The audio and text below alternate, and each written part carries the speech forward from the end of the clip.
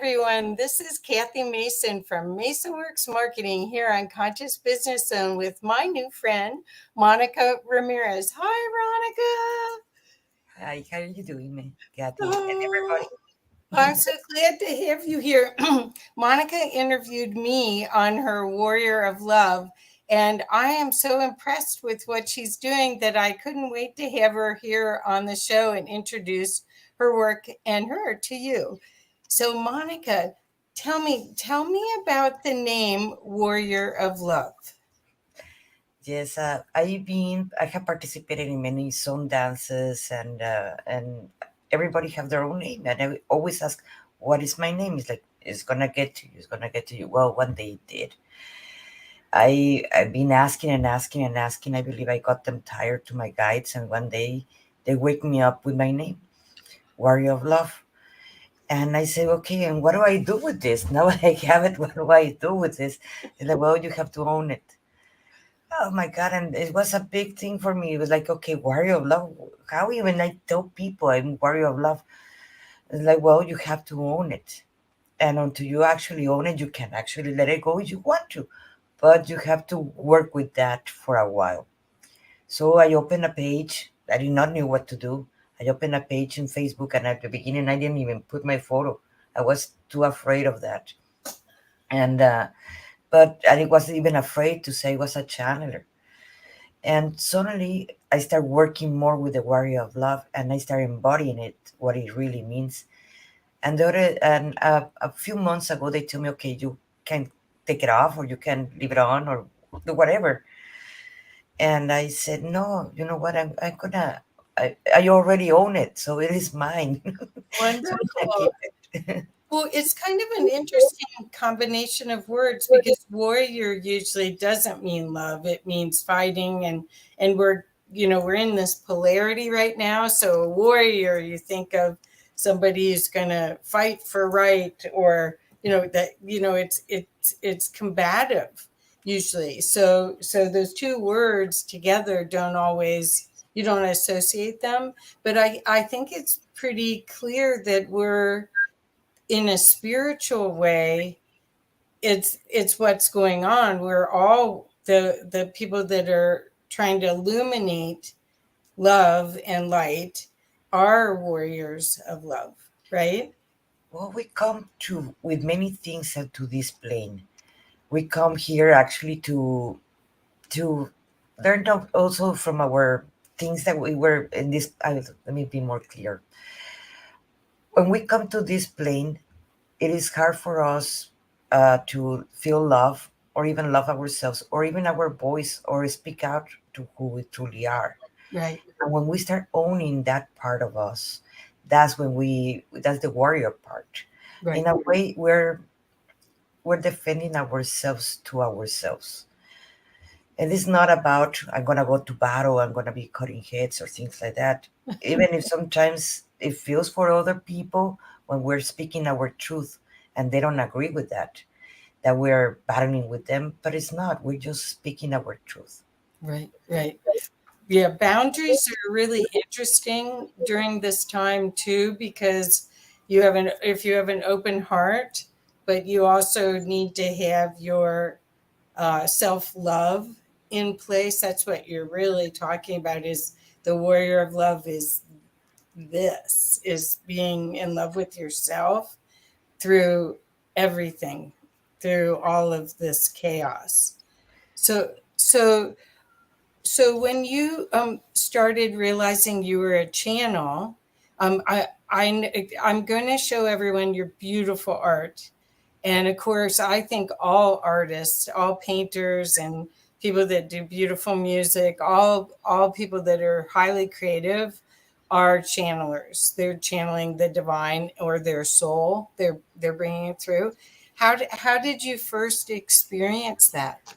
Well, I mean, it started with poetry. And I started painting when I was 6 years old, but in that time, my mother was an artist, so she was teaching me. So she can paint, she put me to paint. But so I was painting basically automatically. I was not realizing what I was doing. When I was 13, I started writing poetry. And I thought all the inspiration was coming from me. And when about 6 years ago, yeah, about 6 or 7 years ago, that's when I was writing one of my poetries. I participate in many poetry events and so forth in Spanish. That's my first language. That's when I realized I was writing it, and I start hearing the voice outside of me dictating me the poem. And I just look up, and that was one of my guides. And I was like, oh my God, you're the same voice. Like, yes. So we were start sharing notes and so forth. And it's like, yes, I am outside, but also I am inside. That's when I started understanding multidimensionality. And I just understanding that most of my poems are my inner conversations that I have with them. Perfect. It's And then I started observing also the paintings. It's like, because I before I when I put a canvas, white canvas, it's okay. What do I want to talk today, or what do I emotion I want to demonstrate? And they start showing me when I'm painting. Sometimes we have arguments about the color, or you have to put blues. No, I want greens, or things like that. And I don't like that, or symbols. I start coming symbols and symbols and symbols, and that's I put that in my paintings. My paintings are more surrealistic for the same thing, because surrealistic goes in different layers of right. the people. So you can see the first layer, and yeah, you might see a simple image or a frog or whatever, but the meaning behind what it is behind the frog, or what is really represented, it goes to the subconscious of the persons. Right. And that Right. was part of my mission of waking up people through Right. my poetry, or through my painting, to my writing, to all my arts that I do. Yeah, I think that art is one of the cleanest and most effective ways to get through and around the ego, because it doesn't alert the ego unless sound is too loud, or the art is too frightening. For the most part, the ego goes, oh, it's just a painting, oh, it's oh, it's just music, oh, it's just a poem. But your subconscious goes, oh, it's like home. I mean, I think there's this longing like Rumi poetry, there's a longing for this love that you really are, and how to express that. And that's what art does. What do you think though, when people, do you intend certain things? Like, is there writing underneath the painting and the first layer of the canvas? Yes, some of them, like the one you can see Uh-huh. behind me, Yeah. they do have some words, and they have some symbols and things like that. And sometimes I intend it, sometimes I don't. I just I'm gonna start seeing it in the background. I start seeing the message behind, and that's where you can see it have some wording on top, uh-huh. and sometimes it comes in English, sometimes it comes in Spanish. It's like lucha por ti is fight for yourself, look for your liberty, love yourself, freedom. El verdadero amor es el que llevamos por dentro. The true love is the one that we have inside. Uh, There have some words in there, and the symbols in there. I am also, I do light language, and it comes out also the light language in my paintings. wow. So is that a self-portrait? No. Look, you would look cute in that. And you know what is the funny part is the majority. I have two art galleries before here, and something that's when I started discovering that I was working with people even without, in that time, without even having the all the certifications and things like that. Because the thing is, the majority of the artists do not believe in themselves, and Right, that I started there too. And because part of the program is to not believe in yourself right, and control your ego. How do you, dare you think you're so and so? So it takes a lot of guts of the artist to start believing in themselves. So I did help. And that time it became, it was just going to be my art studio where I teach and exhibit. And then the poets came, then the musicians came. and then actors, and then so forth. So I was working with all kinds of different kinds of artists, and I was working with them about the self-esteem and believing in themselves, with all Great. of them. And now a lot of them, I was teaching blind people how to paint, and some of them they were exhibiting in Europe and different places, and I was making that happening to them. That's when I got sick, and that's when I realized that I was needing to work with myself to heal myself, because I had lupus, RA, fibromyalgia, and depression. Oh, okay. And that's when I realized, okay, I need to do something for myself. And that's when I start working with me, and I heal myself from all that. I don't take any medications, and I don't have flare-ups in long, long time. But after that is when I create, that's when I start realizing that I can help others more consciously, because when I had the gallery, I was not, I was helping them, but unconsciously what I was Yeah. to believe in themselves. So that's why I became a transformational belief coach. I really relate to that. And the reason I had a retail store for 16 years, and it was an art form itself too, because of fabrics and textures and colors. And but people would come in and they would, because I don't know how, but I would take on their burdens, and then they would leave, and then I would have to clear it.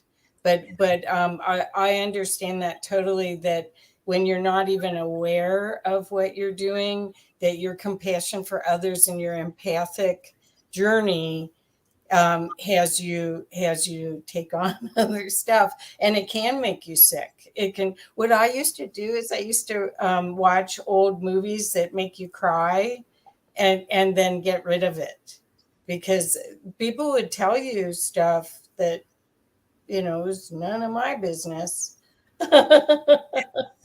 Well, okay, so how do you know, Monica, when a piece of art is done? Ah, that's the question of all the artists that we have, because in reality for us it's never done.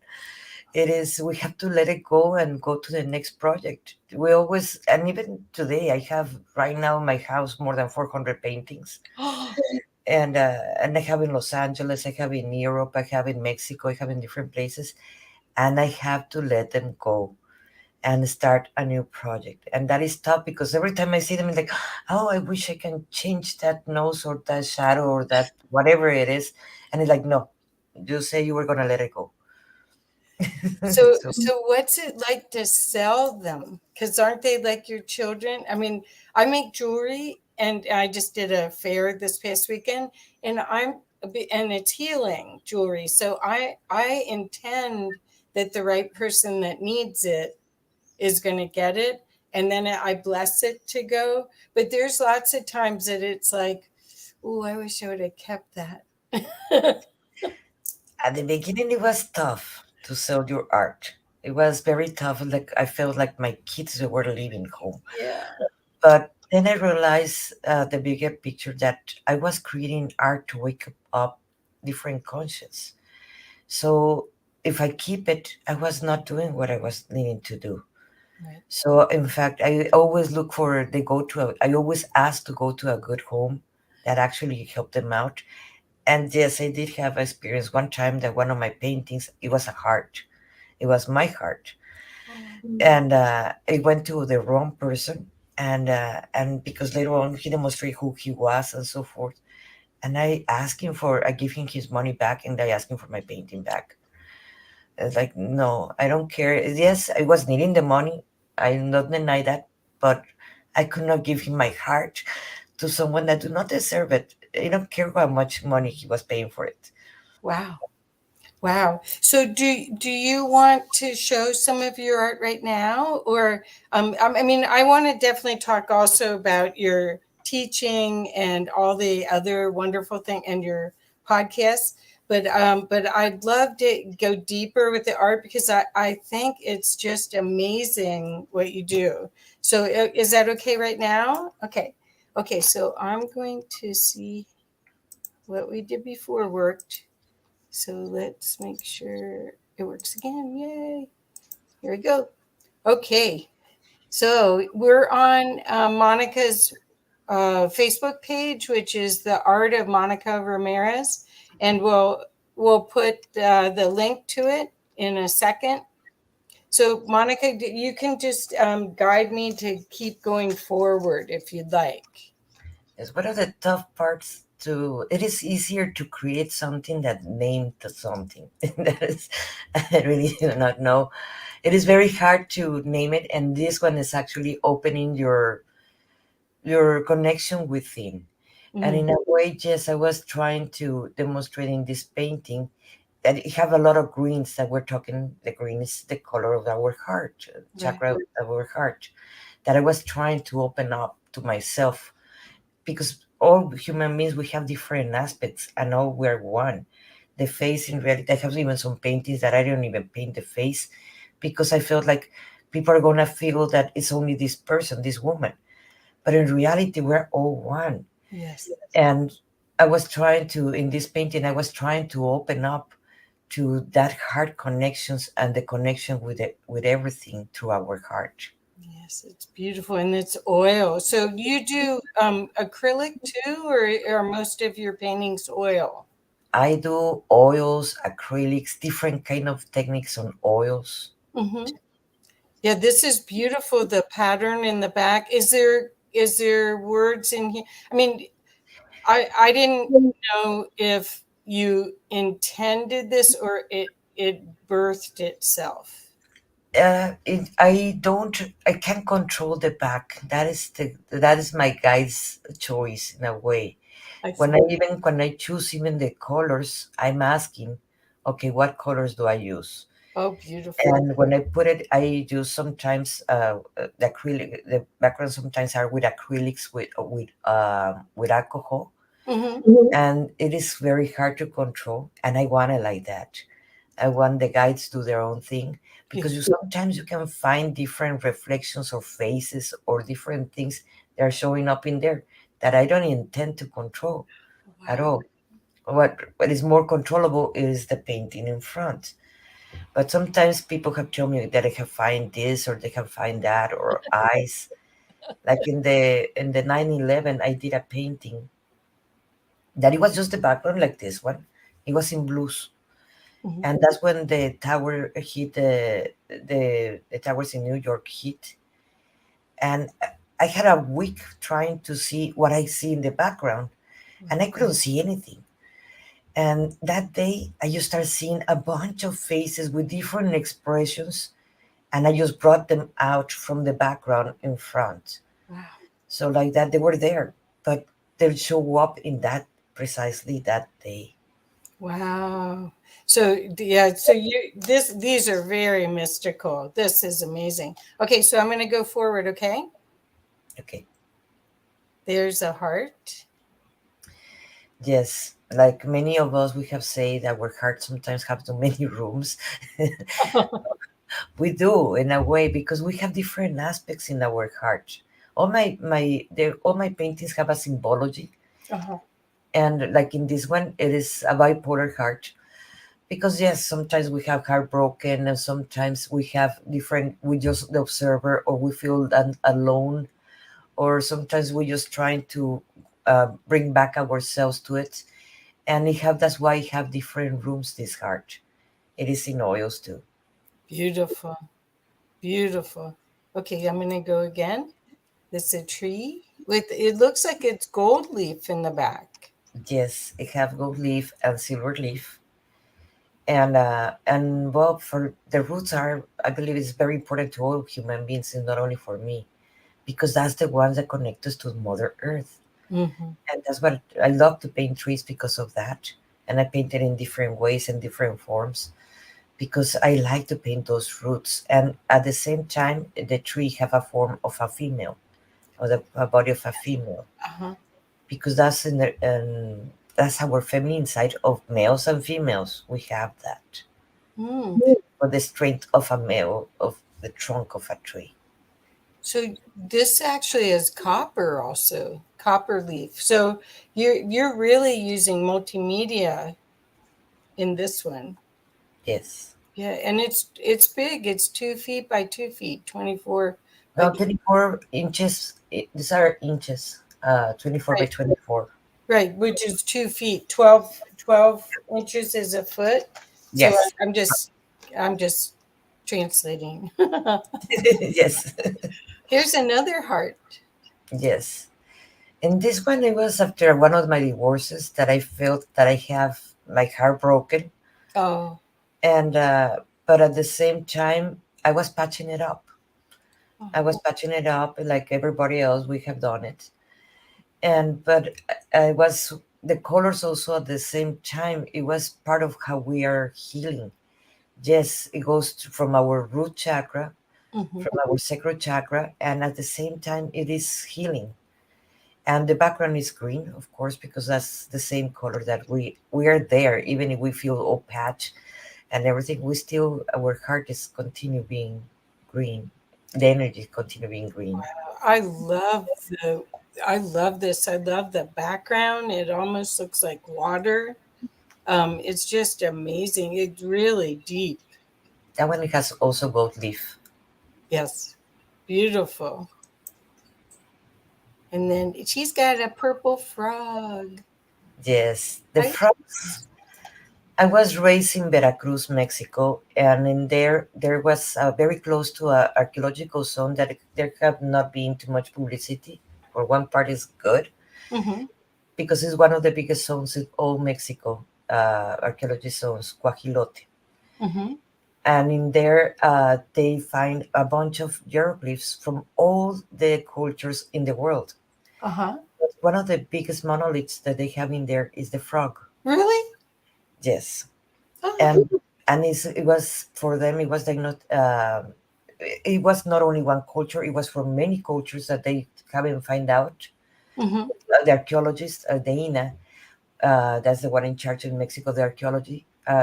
Why there was called was symbology of the Egyptians, of the I Ching, of or different cultures in Veracruz. mm-hmm. And the frog, it was for them. It was the rebirth. It was the at the same time the duality became one. It was the initiation of a lot of things. So since then, I've been painting frogs Hmm. because that's what it means. And she's pregnant. This is beautiful. I mean, honestly, the feeling of it is so rich. And the energy, her necklace, that energy swirl, that's powerful. The background is powerful. The whole thing is amazing. What do you feel when you feel this? Do you feel a lot of peace? Yes, painting for me is the more peaceful thing that I do. Uh-huh. It's letting out. I as an artist, I learned to be channeling if I wanted to for 24 hours. Uh-huh. If I have the time, if I don't get tired going to sleep, I can be painting and painting and painting for a straight 10 hours. And I'm channeling and I'm in my zone. Yeah. Oh, this beautiful. Okay, so and this one looks more like hieroglyph, more like cave drawings. Well, this one, it is actually, I have my ancestors, one of my grandmothers was a huichola. So Okay. this is kind of the paintings of huicholes. And that's how they tell the stories through the art, the huicholes. And there is the art of the huicholes is amazing.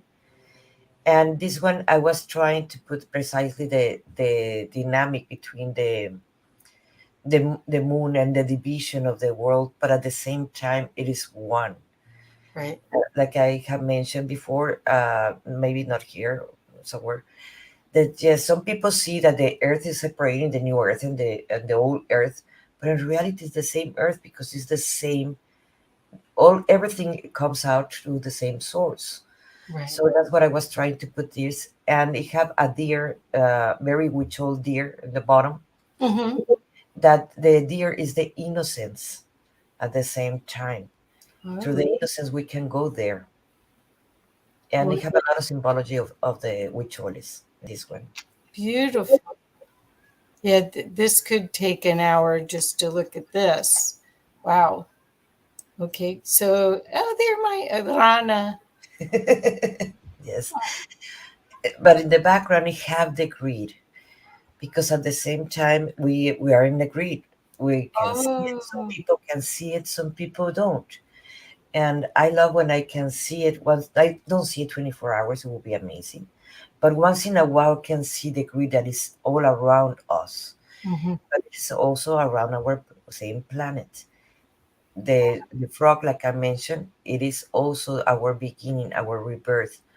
But the snail, the snail is the one that take you to within, where our true self is. Oh. Have it as an antennas. She's listening to herself, and Uh-huh. she's on top of Mother Earth, on top of a Perfect. rock. It have a lot of texture. The rock, it have a lot of texture. Wow, that's beautiful. It almost looks like the snails are like her hair, like a wig, like Yes. the old fashioned. Well, in the U.S., the founding fathers all wore those white haired wigs. Yes. And the moon in the back of her, that Yeah, is our femininity. That it is important to go back to our femininity. It's a oh, reminder for our soul. that is beautiful. Okay, so I'm gonna go. I love this one too. Goddess of the Sea. Yes.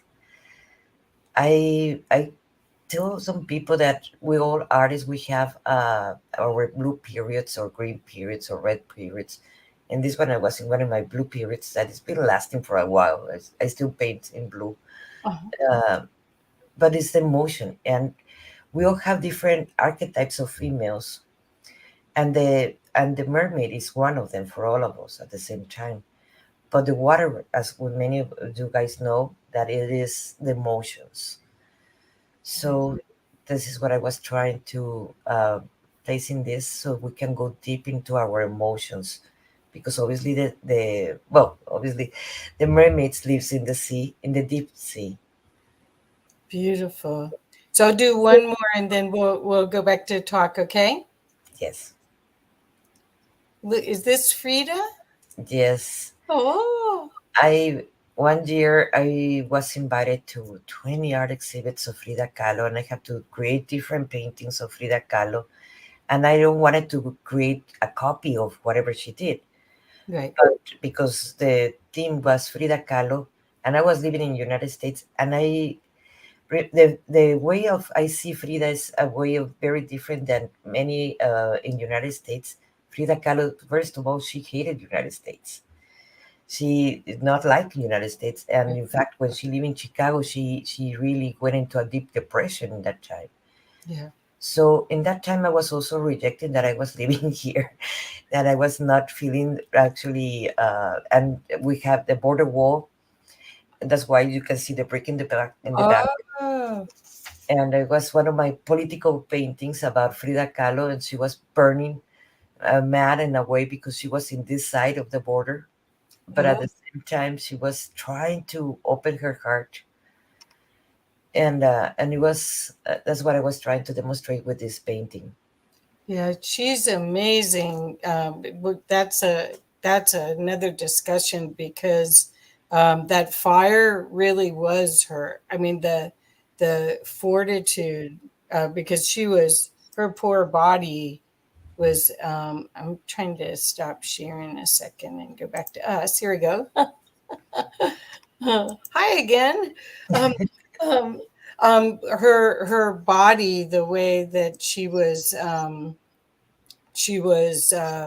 injured in that bus accident. I mean, she was in pain every day of her life, and Yeah. um, she's amazing. So tell me, okay, so here you are, you have this amazing capacity to communicate with art, and you've had this shamanic experience where you healed yourself.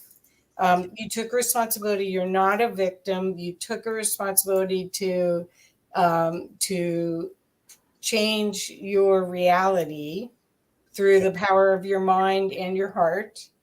And now you help teach people how to do that. Could you talk a little bit about that? Yes. Okay.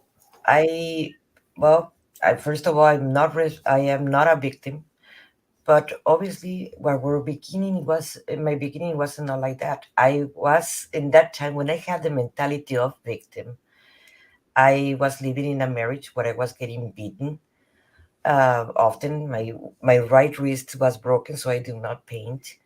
I was choked and so forth. And in that time, I was living in so much tension that I wanted to die. And my only escape it was my art. Yeah. And that's when I got really really sick. And it was because I could not digest everything that it was happening to me and how was the life I was living in that time.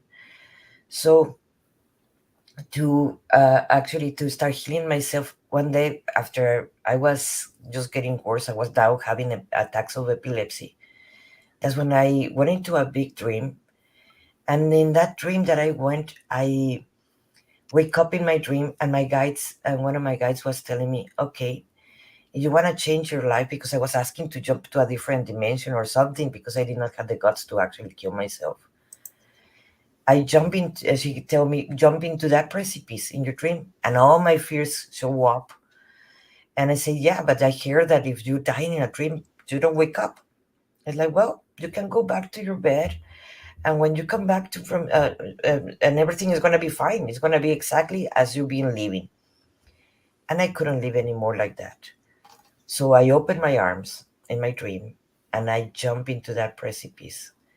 And after I jump into that precipice, I I started jumping into different realities, and it took me a long time to actually find out how I can stay in the reality that I want, or where was my job to stay. And I have in that time, that's when I hire a teacher, a coach, amazing teacher in New Zealand, and I took a lot of her classes, and she helped me to heal myself and stop being the victim. When I get out of the victim mentality and I start owning that I have done all those choices, I chose that husband. It was not that, and he was my best teacher, because if I did not live what I lived before, I would not be the person who I am now. Exactly. And I started changing my own reality more and more. And then my magic, I started observing my own magic that I was doing. And then I when I stopped having the of course the seizures was the first thing that left. And then I start changing. I start observing the voices in my head when I was depressed, that we all pass through that when we have depression. I start observing how I can control it. Wherever we put our attention is what is going to grow. It's like the Lakota saying about which wolf you're going to feed. Exactly. And I start feeding, of course, the good wolf in my head. And I start getting out of my depression. I'm not gonna say I never go sad. Yes, but depressed it is very different than going sad. I'm still human. Right. But that's when I realized, when I start healing and I stop having the flare ups or the swallowing or the pain or all kind of stuff, how I heal myself, because my people that knew me, they knew me because I was sick for 15 years. They Wow. saw me how bad I was, and then suddenly they came and saw me and like, what are you did? You look great. You even look younger. You're not in pain. You're not swollen. You're doing great. So how do you do that? And I started explaining them, and I started working with people then. And that's when I realized, okay, maybe I need another certification of. And that's when I became NLP, and that's when I started studying also BQH, that's hypnotherapy. And I started learning. I became a life coach, and that's when I started putting together a class, a system that I created. It goes in three levels. It's called Path to the Heart. And the first level, it is basically about letting go the guilt and the shame and start forgiving yourself. Mhm. Start letting go also the victim mentality so you can empower yourself. And fear, how to confront fear. And that's the first level. The second level goes more to past lives and family lineage, cutting cords, contracts, and so forth. That I teach that in my second level. And in the third level, it is about channeling. That's one of my favorite things in the world. But there are many kinds of different channelings do we do. Like you saw some of my art. It's all of them is channel, my Right. poetry, or light language, or automatic writing, and of course I was needing to teach people how to have telepathy, start developing the telepathy. We all can do the same. We do it consciously or unconsciously, but we still do it, every single human being. I don't care if they believe in that or not, but the inspiration comes from somewhere. I love this because I think that that's as we evolve, as this photonic light is going to upgrade every human, the opportunity is to find a teacher like you who can guide them through and explore in a safe way without I'm crazy. Because Yes. that's where you go to is like, did anyone else hear that? And no one else did. Um, I learned that as a little girl. I was like, I better not say anything.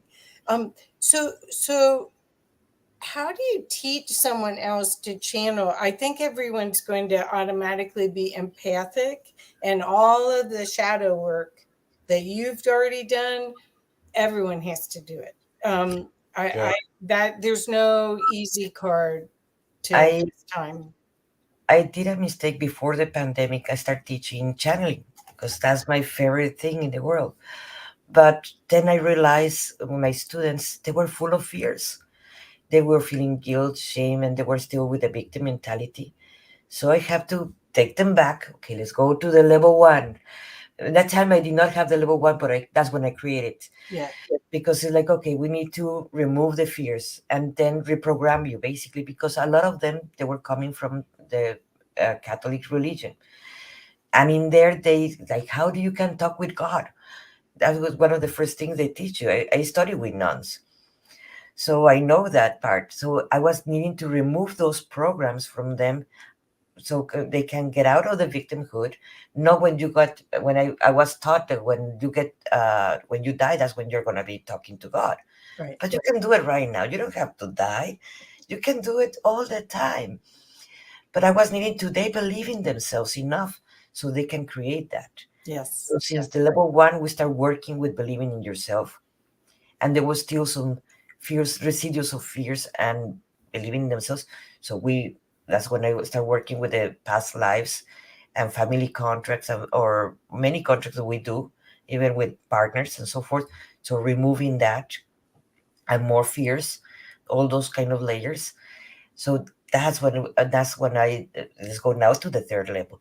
Now you can learn telepathy. Now you can learn all your magical gifts that you already have, because we all have it. We just need to trust that we're doing it already.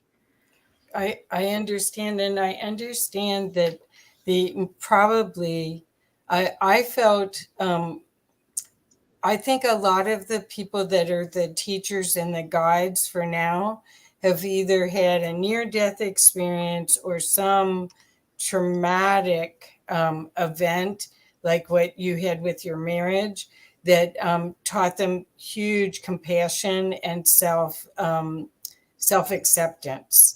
Because you go from that low spot of unworthiness, and because that you're a match to that at that time, to bringing yourself out. And that's why I think you would be an incredible guide for people that are going through this fearful time. I mean, so many people, they're gonna keep coming up with different things to create fear until we all go, nope, I played that game already, I don't like it anymore. It And, wasn't that much fun. and like I mentioned to everybody, like if you observe in the history, all the warriors that went to war, we can't say that they don't went to war. Like Joanna Arc, she went to war with fear, but because she knew she can get killed, but she still went there. Right. And the fears are gonna be there, but are you gonna permit they paralyze you and stop you to obtaining your dreams, or you're gonna go and affront them? That's the only way to you can bring down your fears. Right. You have to confront them.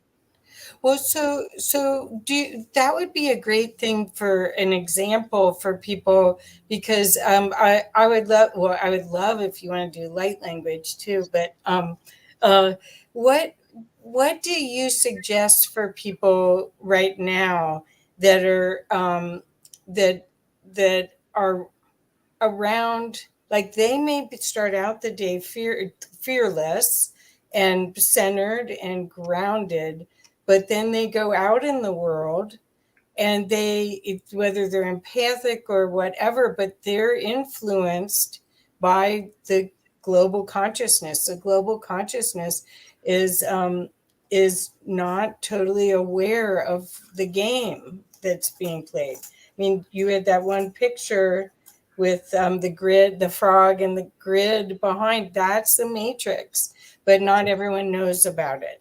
So, what do you do personally? Let's say you go to the grocery store and someone's telling you about every single person they know that's sick, or I mean, and you just go, oh. What do you do? First of all, we have to understand that yes, that is going to exist all the time, and that's our lesson actually. When they Right. present that is going to be is our lesson.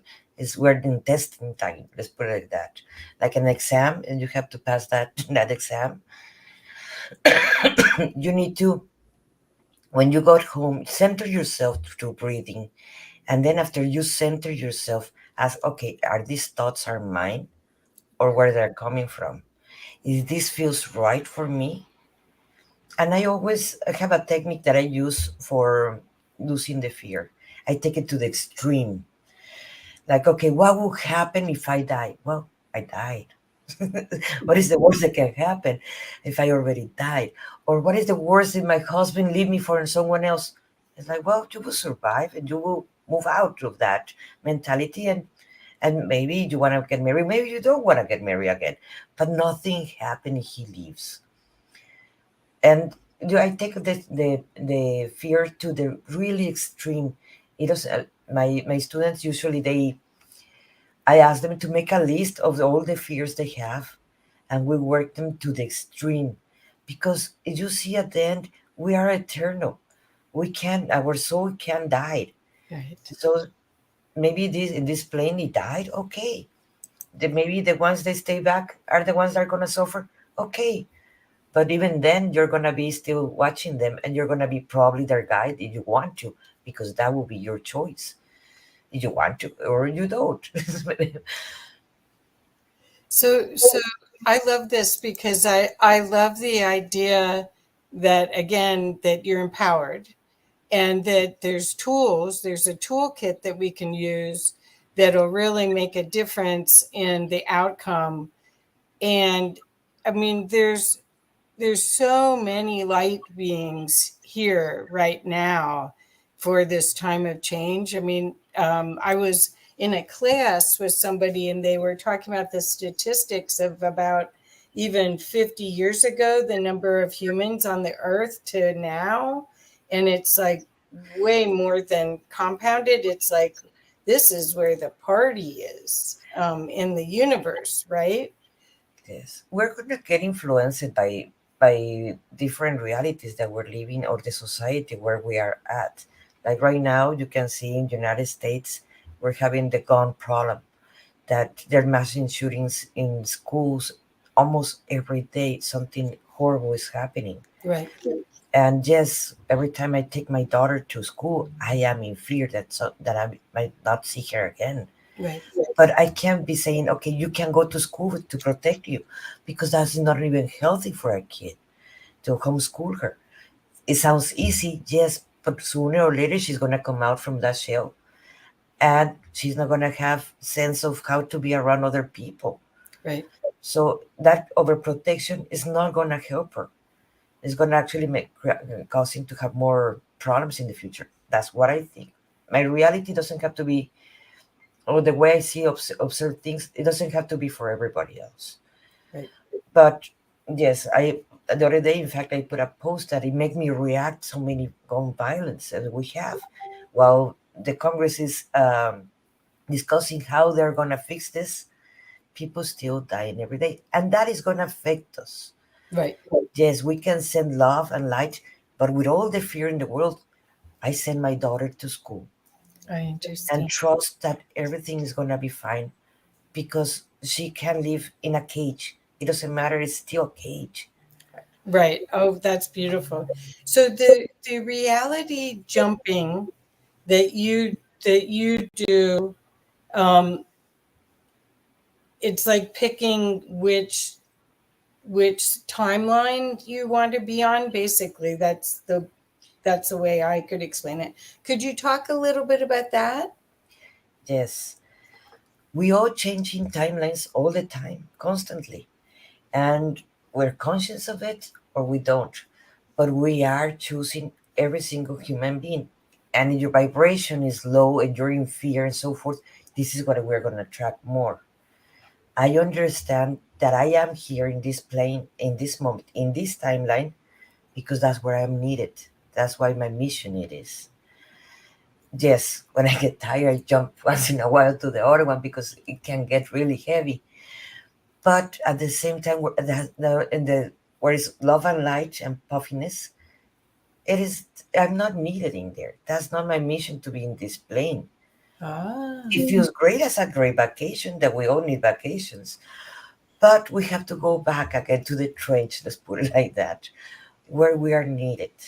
So we choose all the time. Of course, you want to choose the best for you when you're still doing your job as or your mission.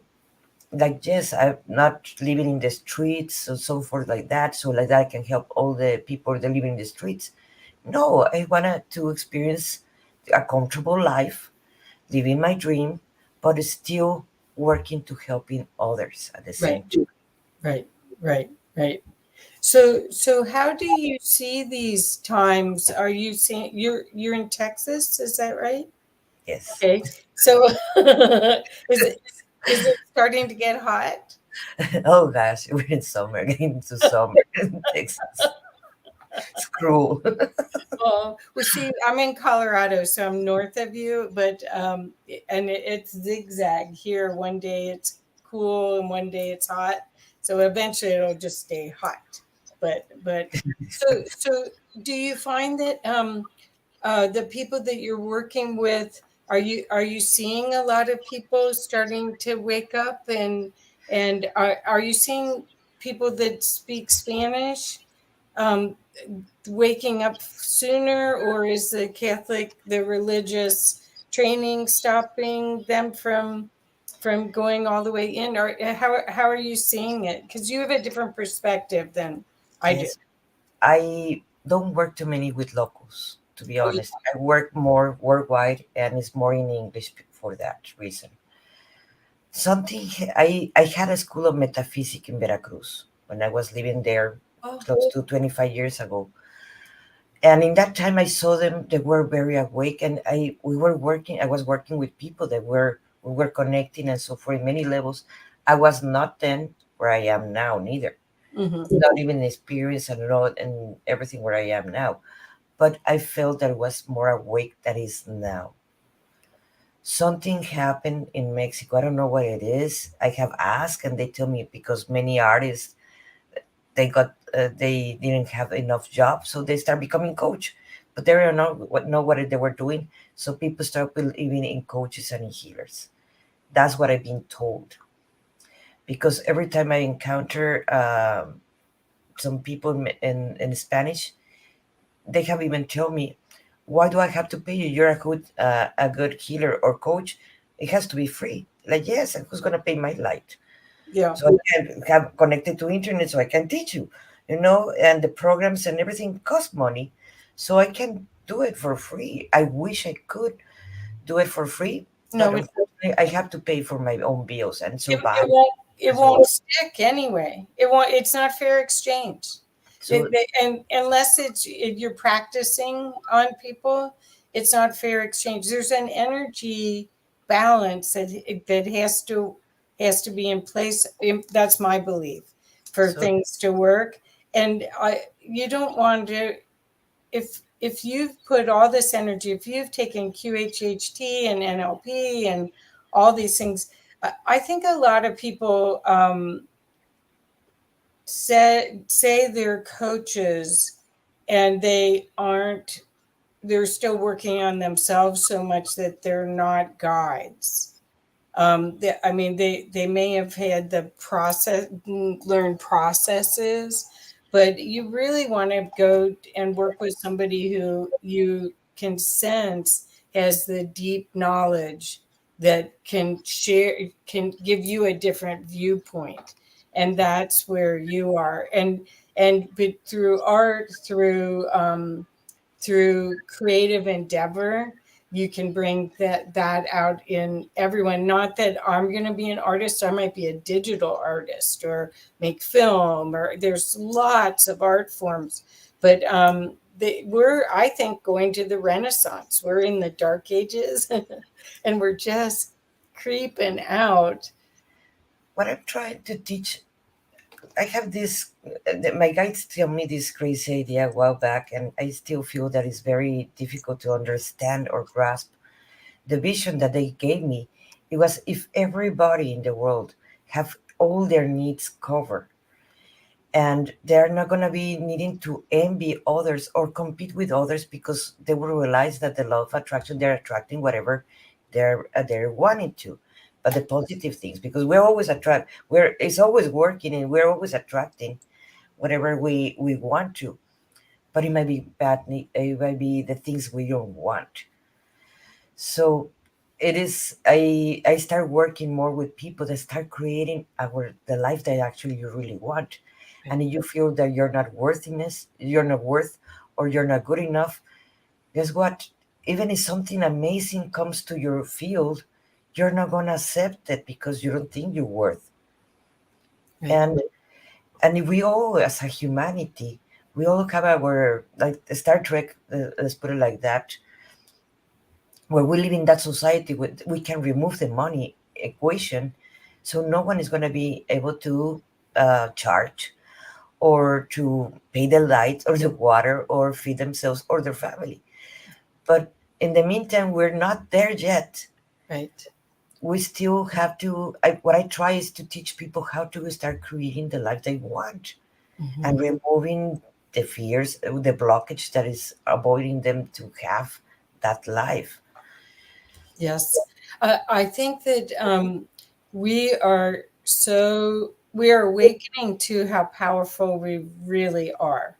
And we don't know because we've assumed that the God out there, everything's out there going to change everything, but it's all in here. And so because you've done the big work, you can help lovingly, compassionately help people go inside and look at what it is that's blocking them from their divine knowing. Definitely, because in that moment, if they start attracting what they really want, not what they don't want. As an NLP practitioner, when you ask anyone, what do you want? They would tell me 1,000 things of what they don't want. Oh, and It takes me a while to actually they come to the center and say what they really want. And right, that's just an example why we don't attract what we want. I tell them this is the yellow brick road. You're not gonna go to the Emerald City if you don't know there's an Emerald City that you want to go.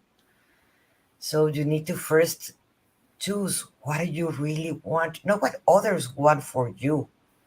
What do you really want for yourself, so you can create the new reality.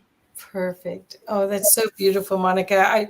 I hope that the people that are watching this and watching the replay will share this with their friends, because you can see that Monica has a gift for bringing out your heart essence. I mean, it's really apparent that she's emanating all her words, all her self is coming from her heart space. And so just working with someone like that will crack open your heart and let you see how to do that in your own life as well. So, Monica, so let's make sure that everyone knows how to find you. I've been putting the banner on, but for anyone that's listening, how do they find you, Monica? Sure, in Monica Ramirez, warrioroflove.com, you can find me. or in Facebook, you can find me at Monica Ramirez. Right, perfect. And I do hope you do follow Monica because she does also have a podcast, and she's interviewing people that have unique gifts and talents and perspectives that may ignite some knowing in you. And that's the game, isn't it? And it is called Soul Talk. And hopefully, I see you over there too. And please sign up and subscribe to this channel too. Don't forget it, because it's actually our work, what Kathy is doing and what I've been doing. It is important that we actually subscribe, we support each other, Oh, and we actually we sign we shared our with this actually this kind of podcast to other people, because it might help them. It might not be good for you, but maybe you can know someone that it might help them out. right, right. This is the time we stood in line to get these bodies to be here right now to do this work, to turn the boat around. And thank you so much, Monica. I'm so glad to know you. Thank you so much for everything you do. Oh no, thank you, Kathy. It was really my pleasure. Yes. Okay. Well, Talking to got to you. sign off now. Please don't forget, everyone, how powerful you are, and make the choices. Pick what delights you. Please. Bye bye. Thanks, Monica.